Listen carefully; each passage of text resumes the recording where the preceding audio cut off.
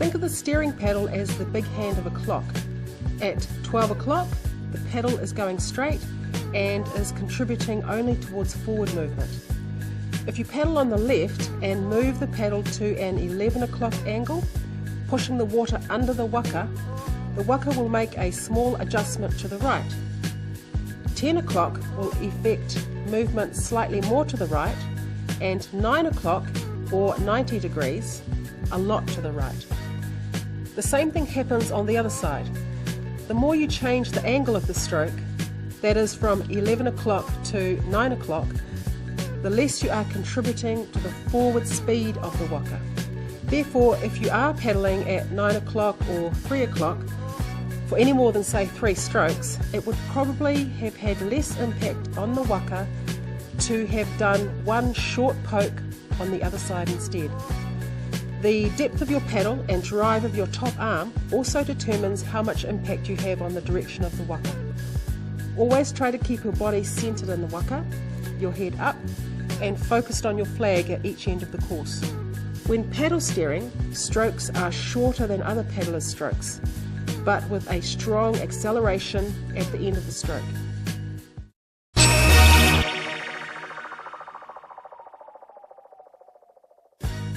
Many steerers make the mistake of overcorrecting.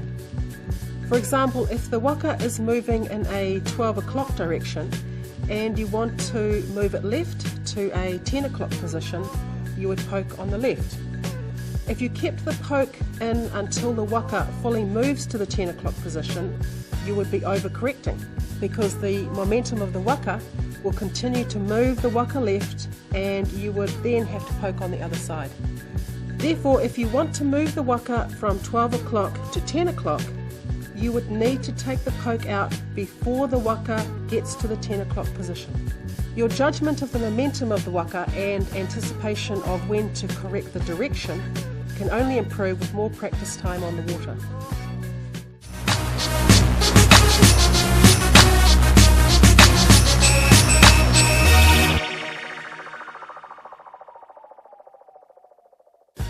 The majority of clubs in New Zealand are using lengths of rubber or ratchet straps to rig their waka.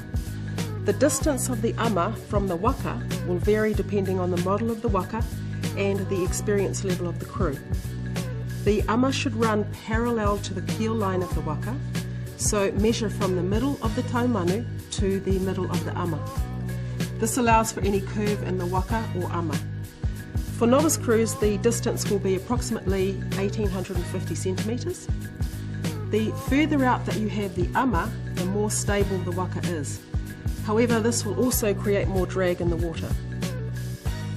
You can't assume that having the same length of excess kiato on the right of the hull means that the ama is parallel to the waka.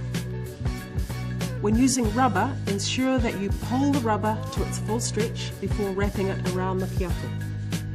Cover the edge of the previous wrap each time you wrap. When lashing the ama, make sure that the peg of the kiato is in line with the centre of the ama. As you lash, ensure that you are lashing the rubber to alternate sides of the peg with each wrap. Don't finish the lashing off with a knot, it will be too difficult to undo. Check that there is no movement possible with the kiato.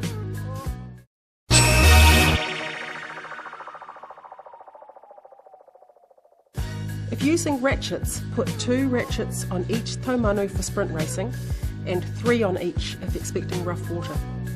Before you use the ratchet, make sure that the gap that you'll be threading the strap through is centred.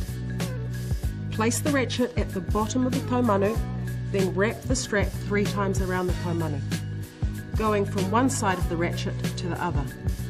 Then crank the ratchet to create maximum tension on the strap. I would avoid wrapping the taumanu more than 3 times, because once you start paddling, it often loosens, becoming unsafe and difficult to tension again. If purchasing a ratchet, consider if you need it to be corrosion free for saltwater contact. The ones that you see us using are approximately 1200 centimetres in length and 3 centimetres wide.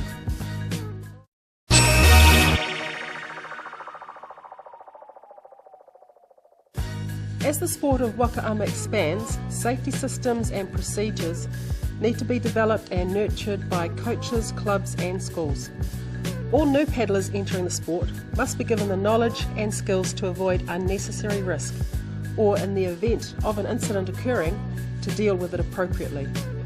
All of your crew should be competent in safety procedures for swamping and capsizing. During any sprint regatta, personal flotation devices, or PFDs, must be worn by all midget, intermediate age paddlers and non-swimmers. It is compulsory for PFDs to be carried on the Waka during training sessions and any races longer than the sprint races. Ensure that there are appropriate sizes for each crew member. PFDs should be worn at all times by non-swimmers and by the entire crew at any times of heightened risk. Before training or racing, always check the rigging and bungs, then securely attach the appropriate safety equipment to the Waka. At the least, for sprint training during daylight hours, you should have 2 bailers, 1 or 2 spare paddles, one of them strong enough to steer with, spare lashing and of course your PFDs.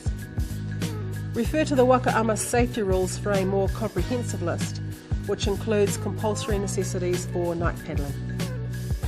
Before leaving shore, check weather forecasts and, if you are ocean-based, the tides and shipping schedules. Also, inform someone on shore about the crew's paddling plan and what time you're due back. In regard to passing other boats, keep out of the way of larger vessels and stay at least 500 metres clear of any ships larger than 500 tonnes. In any channel, including a river, stay to the starboard or right side of an approaching vessel. So when approaching another Waka, pass ama to ama. Safety is everybody's responsibility, so I suggest that you read and understand these Waka Ama safety rules.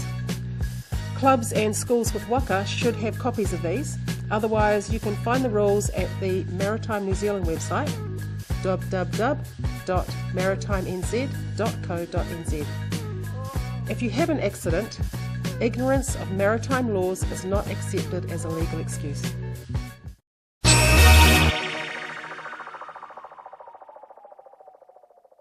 In a capsized situation, key safety considerations include doing a head count. Can you see everybody? If you can't see somebody, check under the Waka. Is everybody okay? Someone may require first aid or be distressed. If so, assign someone to stay with them. Gather everyone close to the hull. This helps to ensure that no one is hit by the ama when you upright the Waka. Collect the paddles and count them. Get everyone back in the Waka as soon as possible without swamping it or capsizing again. To upright the Waka, get a person to stand on each of the outer ends of both kiato. Reach over the hull, grab the kiato on the other side, lean backwards and pull the kiato while pushing down with your feet. As the hull starts to roll over, the 2 people pulling on the kiato should maintain contact with each kiato and ensure the ama doesn't drop uncontrolled onto the water and get damaged. Get someone efficient at bailing back into the Waka from the ama side and bailing as fast as possible. If the Waka is at risk of swamping, you may need the lightest person in there first.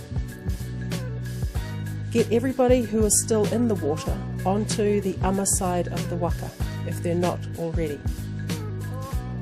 Get each person back into the Waka as soon as the water level in the Waka allows for additional weight. You may need to get the smaller, thinner people out of the cold first. As people get back in the Waka, they should assist with bailing.